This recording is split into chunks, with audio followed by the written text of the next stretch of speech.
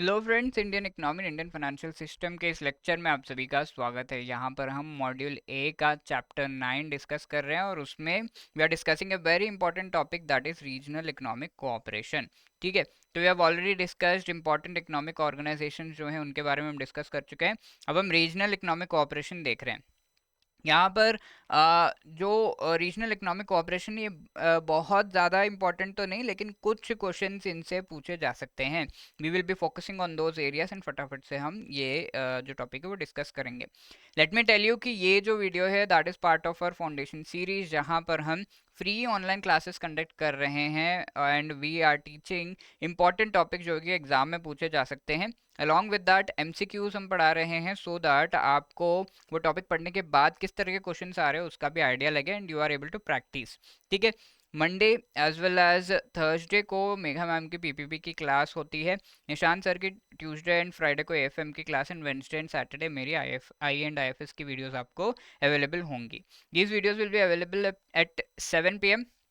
यहाँ पर आप पूरा chapters as well as the topics which are being discussed उनका लिस्ट देख सकते हो। Okay, so these this is the entire time table for the week. I hope you have seen the rest of the videos here. तो already हम देख चुके हैं कुछ economic organisations, international economic organisations that are IMF, World Bank as well as WTO. Now we will be discussing about the regional cooperation.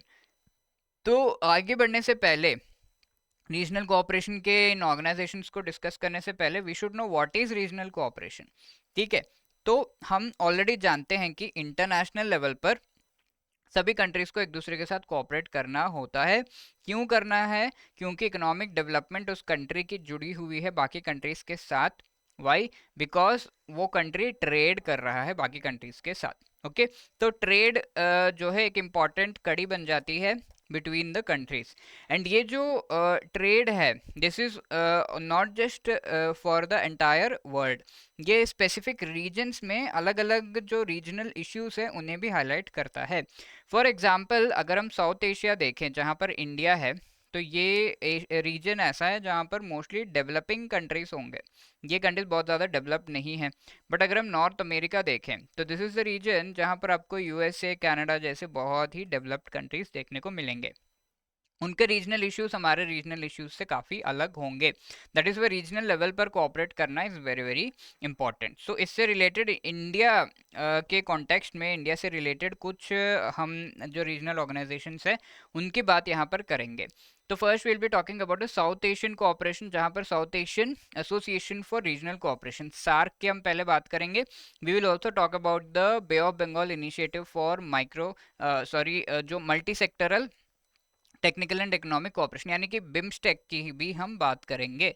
ठीक है, तो नाम से हमें पता चल रहा है ये साउथ एशियन कंट्रीज का रीजनल कोऑपरेशन से रिलेटेड ये दोनों ऑर्गेनाइजेशंस हैं। सार्क में कौन कौन से जो कंट्रीज है वो इन्वॉल्व है? Afghanistan, Bangladesh, Bhutan, India, Maldives, Nepal, Pakistan and Sri Lanka. ठीक है, तो ये 8 countries are part of this SAARC regional जो ग्रुपिंग है। 1985 में ये लाया गया था काठमांडू, नेपाल में। South Asian free trade agreement इनके बीच में किया गया था 1 जनवरी 2006 को। ठीक है, ये कैसे हम याद रखेंगे? एमबीबीएस पेन, ये हमारा शॉर्टकट है to remember these countries. MBBS is what? Maldives before Bangladesh, Bhutan, Sri Lanka, Pakistan, Afghanistan, India, Nepal. ठीक है, तो ऐसे हम याद रख सकते हैं। न मूविंग ऑन, यहाँ बिम्स्टेक जो है अगर आप देखो बे ऑफ बंगाल के इर्द गिर्द जो कंट्रीज हैं इन सभी कंट्रीज का एक ग्रुपिंग है। मेनली दीज कंट्रीज को कहा जा रहा है कि these are the littoral states of bay of Bengal and also Himalayan countries. ठीक है, हिमालयन कंट्रीज कौन कौन से? नेपाल, भूटान, तो इनका ग्रुपिंग है। तो ये क्या है? Multi sectoral technical and economic cooperation, यानी कि टेक्निकल इकोनॉमिक कोऑपरेशन इसके तहत हो रहा है। And very important thing here is कि पाकिस्तान इसका पार्ट नहीं है।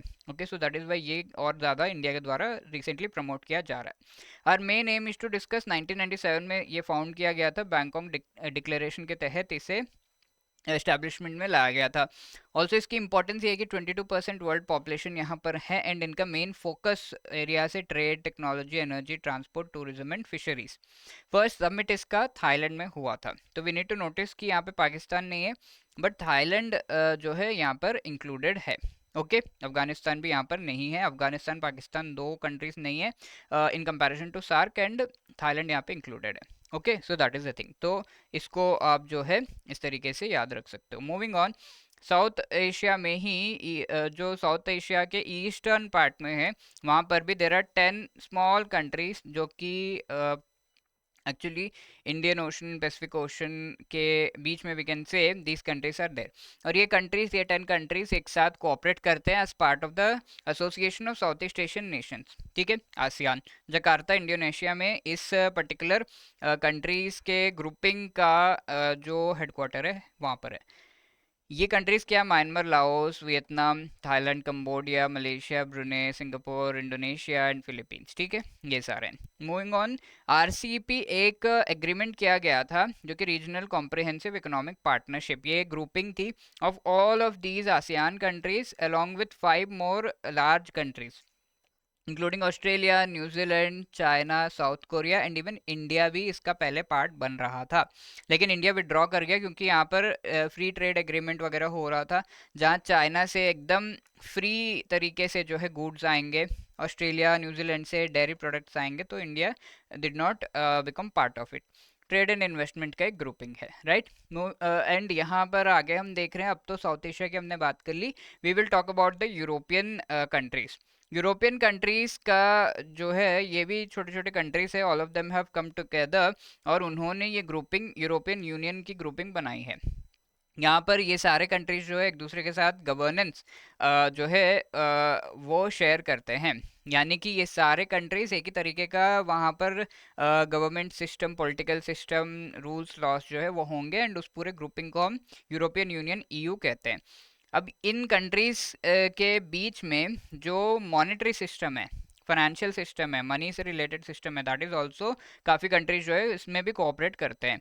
And European Central bank actually Germany में है, एंड ये जो है इस पर्टिकुलर पूरे रीजन में यूरो को एज अ करेंसी यूज़ किया जाता है, और इस वजह से इन सारे कंट्रीज़ को यूरो जोन भी कहा जाता है। तो ये सारे कंट्रीज जहाँ पर ये कलर आप देख रहे हो, they are all in the euro zone.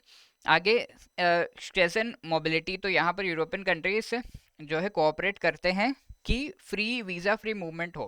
For example India से नेपाल, नेपाल से इंडिया आना है तो you don't need the visa, ठीक है, चेक्स होंगे लेकिन वीज़ा की ज़रूरत नहीं है। तो वीज़ा फ्री मूवमेंट इन सारे छोटे छोटे कंट्री से एक कंट्री में दूसरे कंट्री जाने में 2-3 घंटे में पहुंच जाओगे, तो ऐसे में वीज़ा का क्या ज़रूरत है, और आप कोऑपरेट कर ही रहे हो, तो दैट तो कैजन मोबिलिटी ग्रुप भी इन्होंने बनाई है। तो दीज आर द थिंग्स। 1993 में ईयू एस्टैब्लिश हुआ मैस्ट्रिक्ट ट्रीटी के तहत, और नोबेल प्राइज़ 2012 में पीस रिकन्सिलिएशन के लिए इसे मिला है। 1999 में यूरो जोन को एस्टैब्लिश किया गया है कि कॉमन करेंसी हम यूज़ करेंगे, single currency euro. 19 out of 28 countries इसके पार्ट हैं। European Central Bank Frankfurt Germany में है, एंड इन यूरोपियन कंट्रीज ने ओईसीडी नाम का एक ग्रुपिंग जो है वो बनाया है, we'll have a look at it. ये 1961 में बना, 36 मेंबर्स इसमें है, पेरिस में इसका हेडक्वार्टर है। ओईसीडी क्या है, फॉर नाउ 38 मेंबर्स इसके पार्ट हैं, mainly organisation for economic cooperation and development. तो यूरोप एज वेल एज बाहर के कंट्रीज इसका पार्ट है, जो कि एक्चुअली कोऑपरेट करते हैं इकोनॉमिक इश्यूज से रिलेटेड सॉल्यूशंस निकालने के पूरे एजेंडा पर, ठीक है। अब ग्रुप ऑफ नेशंस है जहाँ पर मेनली 7 इंपॉर्टेंट जो इकोनॉमिक लार्ज इकोनॉमीज हैं, फास्ट एंड ग्रोइंग इकोनॉमीज और यूएन के इंपॉर्टेंट मेंबर्स हैं, वो सब G7 एक ग्रुपिंग इन्होंने बनाई है, ठीक है। Canada, France, Germany, Italy, Japan, United kingdom and United states of America, USA. अब इनके साथ रशिया भी था पहले, G8 था ये पहले, बट बीच में रशिया को हटा दिया गया। इसके अलावा ये सारे G7 और Russia along with here you can see 12 more countries, इन्होंने मिलकर G20 बनाया जिसमें इंडिया भी है, ठीक है। G20 are fast growing and vibrant nation जहाँ की इकोनॉमीज जो है काफ़ी ज़्यादा वर्ल्ड अरीना पे बहुत ही अच्छा परफॉर्म कर रही हैं, ठीक है। इसमें इंडिया भी है। G7 1975 में एस्टैब्लिश हुआ, G20 1999 में, एडवांस्ड इकोनॉमीज इसके पार्ट हैं। ऑल्सो 2/3 ग्लोबल जो पॉपुलेशन है वो भी G20 का पार्ट है। 85% global GDP। Recently G20 summit पूरा इंडिया में हुआ। We have seen that 75% global trade जो है यहाँ पर होता है इन कंट्रीज के बीच। नेक्स्ट इज ऑयल जो कंट्रीज एक्सपोर्ट करते हैं उनका एक ग्रुपिंग है ओपेक, ठीक है। ओपेक मेंबर कंट्रीज ये सारे आप देख सकते हो, middle eastern countries along with certain other oil exporting countries यहाँ पर इसके पार्ट हैं। ये जो कंट्रीज है एक तरीके से एक ग्रुप बनाकर जो ऑयल के प्राइसेस है उनको मैनिपुलेट करते हैं। Iran, Iraq, Kuwait, Saudi Arabia, Venezuela इसके फाउंडिंग मेंबर्स हैं। इसके अलावा इसका जो हेड क्वार्टर्स है वियना में है। इसके अलावा जो कतार यहाँ पर आपको दिख रहा है एज अ मेंबर, इसे टर्मिनेट कर दिया गया 2019 में, right. So these are the things and moving on. यहाँ पर जो नॉर्थ अमेरिका है वहाँ एक एग्रीमेंट की गई है, फ्री ट्रेड एग्रीमेंट, उसे नाफ्ता कहा जा रहा है, north American free trade agreement, ठीक है।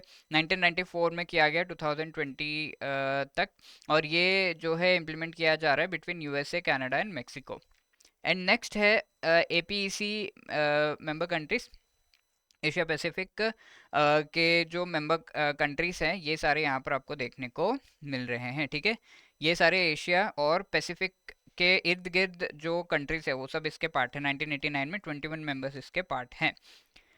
नेक्स्ट इज मर्क्यूसोर, और ये जो कंट्रीज है साउथ अमेरिकन कंट्रीज है, ठीक है। Argentina, Brazil, Paraguay, Uruguay, Venezuela 1995 में एस्टैब्लिश हुआ। ये साउथ अमेरिकन जो कंट्रीज है इनके बीच एक कॉमन मार्केट एस्टैब्लिश करने के लिए किया गया था। ऑफिशियल लैंग्वेजेस इसके स्पेनिश एंड पोर्चुगीज हैं, क्योंकि as we know Spain and Portugal people जो है उन्होंने वहाँ पे राज किया था। 1995 में एस्टैब्लिश किया गया था अगेन, ठीक है। इंडियन ओशन के जो रिम सारे इंडियन ओशन के इर्द गिर्द, ये हमारा इंडियन ओशन है, इसके इर्द गिर्द जो कंट्रीज है they also form this association जिसे हम Indian Ocean Rim Association for Regional Cooperation कह रहे हैं। इंडिया इसका पार्ट है क्या? ऑब्वियसली इंडिया इंडियन ओशन के एकदम सेंटर में। 1997 में ये एस्टैब्लिश हुआ पोर्ट लुई मॉरिशस में, इसका सेक्रेटेरिएट है। 22 मेंबर्स, 9 कॉन्वर्सेशन पार्टनर्स इसमें हैं। इंडिया एक फाउंडिंग मेंबर भी रह चुका है इसका, right. So now let us answer this question, which nation is not a member of the South Asian Association for Regional cooperation? इनमें से कौन सा उसका पार्ट नहीं है? सार्क का। So as we have seen Thailand part नहीं है, बिम्स्टेक का पार्ट है, इसका पार्ट नहीं है, ठीक है। इंडिया, मालदीव्स एंड पाकिस्तान इसके पार्ट है। That is why D will be the right answer here, isn't it? Now ये क्वेश्चन आपको आंसर करना है, India is not a member of which among the following? SAARC, OECD, BIMSTEC, IOR, इनमें से किसका India actually part नहीं है? ये आपको बताना है in the comment section. Let us see कौन सही जवाब देगा। And if you have any other queries, you can always call us on 8146-207241, या फिर you can drop a mail at hello@edutap.co.in, ठीक है।